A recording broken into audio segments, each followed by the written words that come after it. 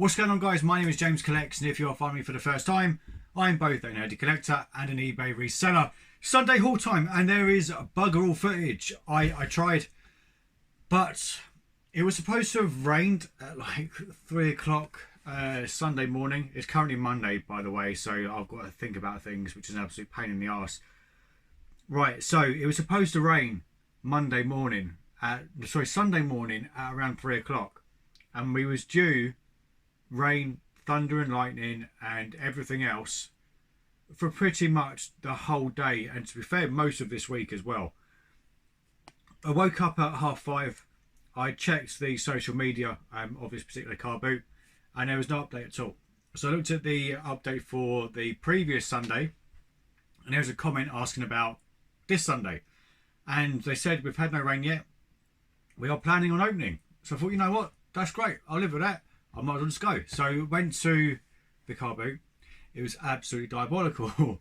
Obviously everyone presumed it was going to rain. There was one double row, which, so you got one either side, and then another one single row, and then maybe 4 cars at the end.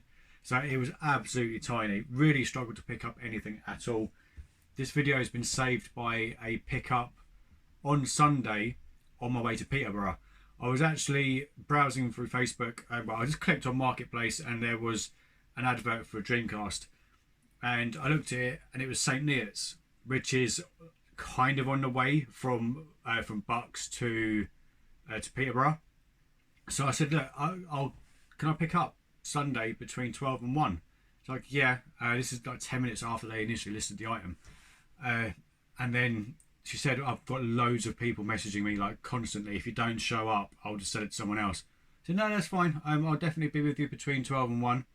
Ended up picking it up about 1:45.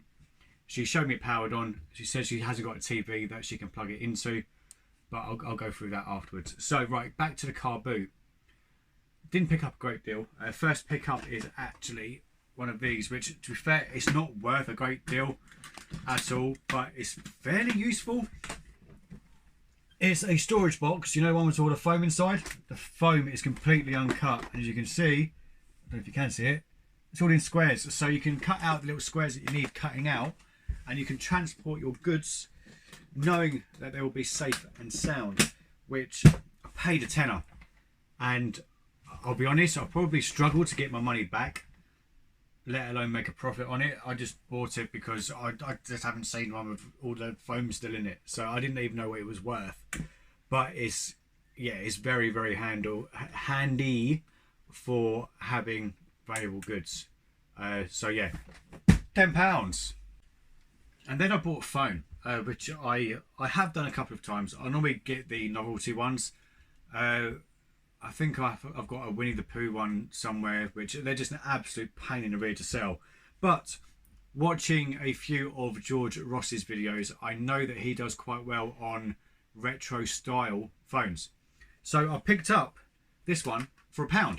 Now, the going rate at the moment, I think this is a fairly uncommon colour. It's like a horrible green that you would have in your nan's house that hasn't been redecorated for the last 25 years. So it's like a very, very horrible colour. Whether the fact that it's a more obscure colour is going to increase the value or not, absolutely no idea. I think the most common colours are sort of your blacks, your reds, and black, red, maybe that's it, black and red. So yeah, this horrible mint green, maybe it's more worthwhile, but yeah, that was a whopping £1. And then I picked up another phone from a different stall. They originally wanted £5 for it. I offered them £3, and they said yes very, very quickly. They said, didn't want to take it home. So I jokingly said, damn it, I should have offered you a lot less. So paid £3. It's actually quite a nice little phone. I think the going rate is about £20–25. So that's, yeah, those two items alone pays for my day, I suppose. Then there is one item left that is going straight to CEX. Nothing particularly exciting, it's just a joystick, a twist handle joystick. Guy had two, he wanted £4 each. The other one was quite dirty and not very nice. I just didn't really want to touch it, so I left that one there. This one trades into CEX for about £10, so £6 trading credit profit thing for moving it from A to B. So yeah, I mean, going rate on this online is shocking. By the time you add on your postage and your fees, etc., etc., it's more cost effective, to be honest, just to trade it in.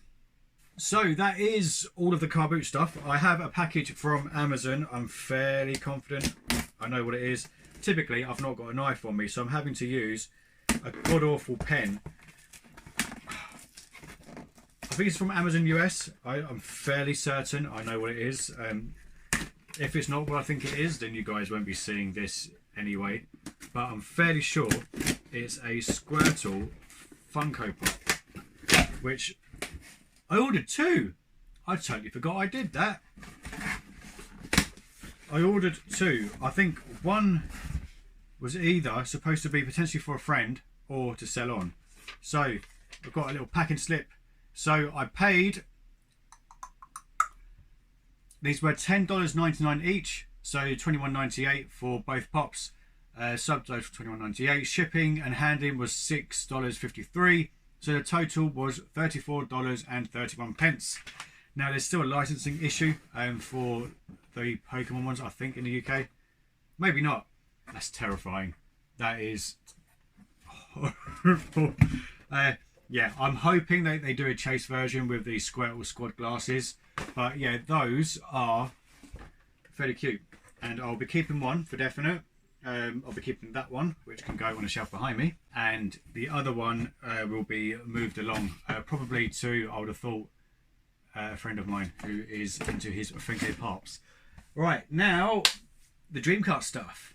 So as I said, I paid £20 for the lot, and it has a few games, a few memory cards. So games wise, we have Revolt, which I think was the lady's favourite game. I think she was only maybe a couple of years older than me. We've got a controller with a third-party memory card. Is that? I believe so. Electronics Boutique. Yeah, so third-party memory card, and the controller, to be fair, is very, very clean. So to be fair, I think I might set this up in the front room, much to my wife's annoyance. We also have V-Rally. We've got a TV controller. We've got the unit itself, which has somewhere on it no yellowing whatsoever, which is always nice. Bit of dust, which is always nice to see. Cool. So yeah, that's obviously the console. We've got some more games. We have Snow Surfers, which I don't think I played that as a kid. I played one of the tennis ones. Dreamcast came and went very, very quickly for me. Didn't really have much of a chance to get many games when I was younger.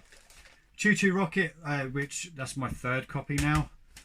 South Park Rally. That's obviously missing half of the stuff. This is what I played when I was younger. Virtua Tennis. And I was god awful at it, but it was one of the few games that we actually had. And Fantasy Star Online, which I think is probably the most expensive game out of the lot.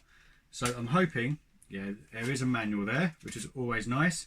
Manual is okay. I would say it's very good at best.